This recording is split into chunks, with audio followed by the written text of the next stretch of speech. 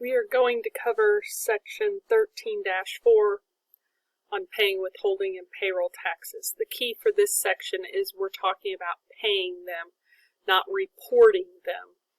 We reported in 13-3, and as a quick summary on that, we talked about reporting wages and withholdings, which we did on the W-2, and the employer sent that form to Social Security Administration as well as the employee and kept some for their own records, and they had to do that by January 31st, getting it sent out so the employee can do their federal tax return.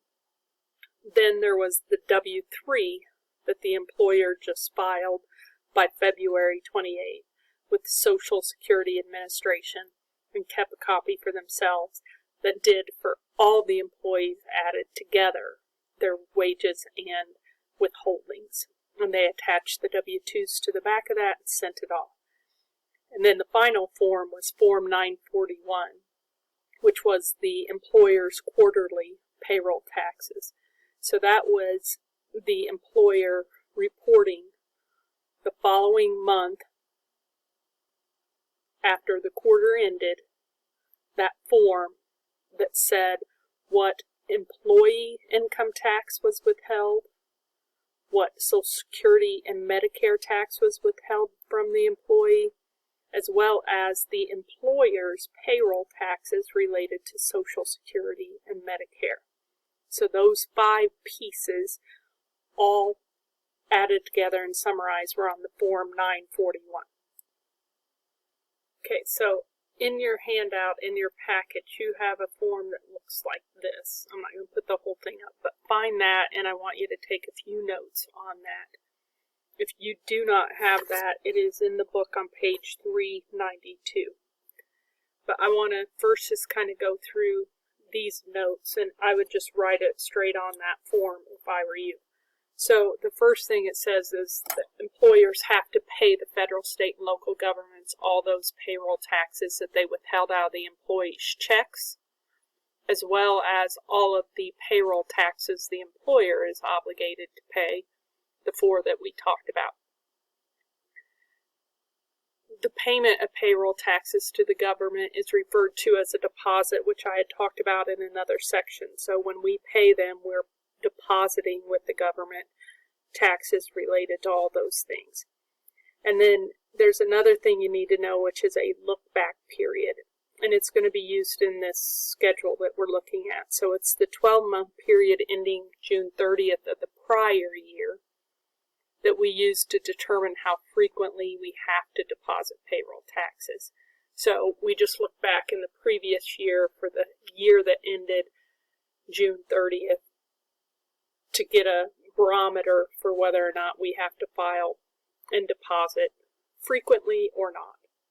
So let's just look at this schedule. And I'm not going to read every box to you, but I'm going to basically try to walk you through.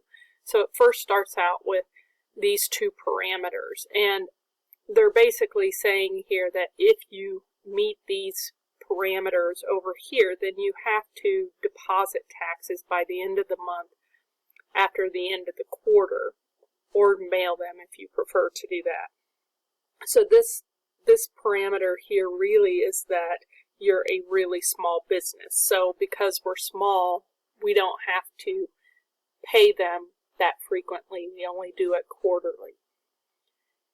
If we didn't meet that and we go to this next box where it's asking about if you've accumulated a tax liability of $100,000 or more, then if the answer to that is yes, so you owe over $100,000 for that period, then you have to deposit taxes by the next banking day. So what that's saying is I'm a huge business, and because I have so much taxes, which are used to, build roads and pay school teachers and build parks and all those kinds of things, then if you owe us a lot, pay it to us right away. You got to do it by the next banking day. So small, only quarterly, huge, the next day. And then these next couple both end up over here at semi-weekly. So semi-weekly is maybe you're paying then every week. So multiple times. So if you fall within these things on the look back period and the $100,000 rule, then you're probably a medium size to large size, and you're paying 2 times a week then. So really huge daily,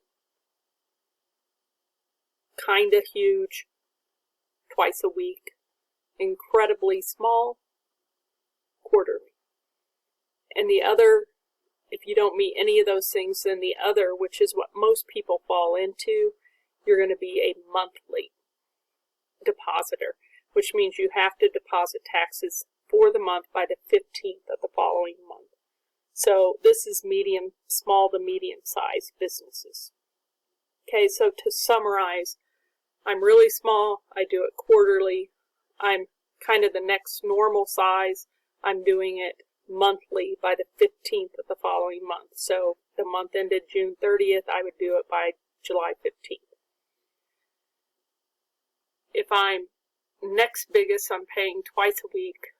If I'm huge, I'm paying every single day. So I don't know if I'd write any of this down, but know that all new employers are monthly.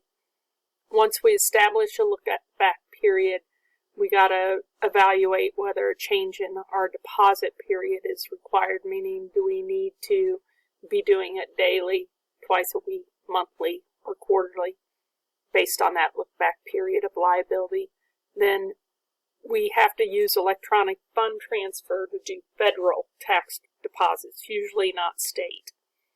And then they want us to use the EFTPS, which all of my clients always have, which is just an electronic system to get it to them quickly.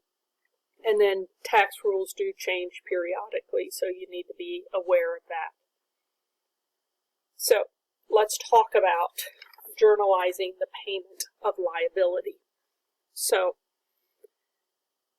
the 3 federal ones that we have to pay are employee income tax, which only the employee had withheld from their check, then Social Security, which the employee had withheld and the employer has to pay as part of payroll taxes. Then we have Medicare tax, which was withheld from the employee check and the employer has to pay as part of payroll taxes. So the entry that you're going to have is it says paid cash for the liability for employee income tax, $998, Social Security tax, and Medicare tax. And the total for that was $3,494.20. So if you recall, if we look back real quick at section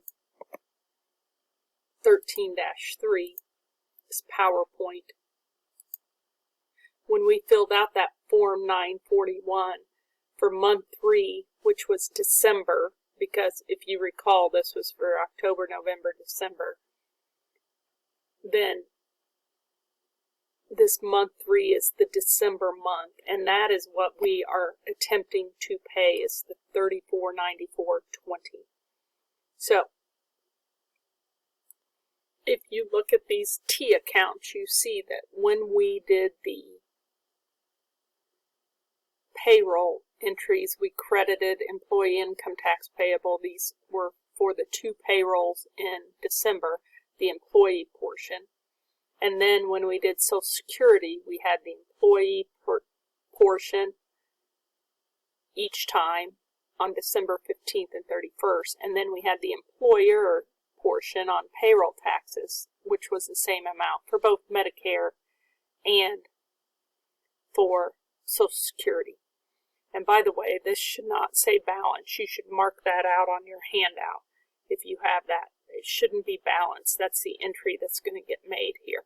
So the entry that we make to show that we're paying this is we reduce the liabilities by debiting them, and we credit cash for the amount that it said here in this entry. So the $998 of employee income tax were those 2 together. The Social Security tax was the employee and employer portions together.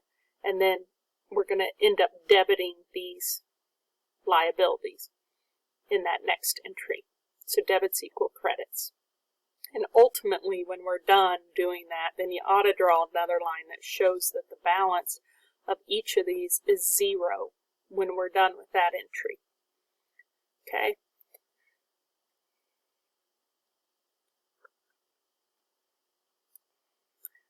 The next payment we have to make relates to FUTA. And the entry, you have this handout again. The entry is paid cash for FUTA, tax liability for quarter ended. So on this slide, I would first write a few notes. The first note I would put is that FUTA taxes are paid by the end of the month following each quarter if the liability for the year is greater than $500. If it's not greater than $500 for the year, then you just pay at the end of the year. They want you to use electronic fund transfer again or the EFTPS system if you can. So again, we're just paying FUTA and we're paying it for a quarter. So if you look at this again, we have the unemployment tax payable federal, the balance at November 30th, then our 2 December ones where we added to it to get to a total balance here at $297.02. And that balance represents October, November, and December. October, November, and December. And we're going to pay that entire quarter worth off in this next entry. So when we pay that off, we're going to credit cash for $297.02. And we're going to debit the liability to get rid of it. And again, this is screwed up. This should be marked out where it says balance, because that's just showing the entry that got posted, the debit of $297.02. And then I would draw a line across here, and I would write January 31st balance 0, 0, because we had a credit of $297, we paid it, now it's 0. Then the same thing is going to be the case, and you have this handout as well, for SUTA. So we'll pay SUTA, same situation. So the balance is $147.42.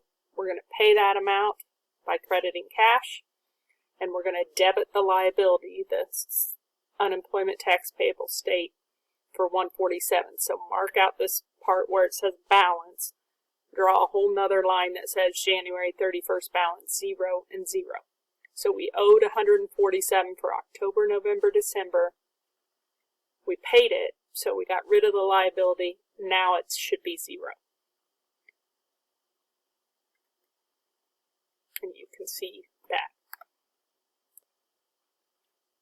So to summarize in this section 13.4, we are making 3 payments. We're paying off the employee income tax, Social Security tax, and Medicare tax. And we're doing that by crediting cash, debiting those 3 liabilities.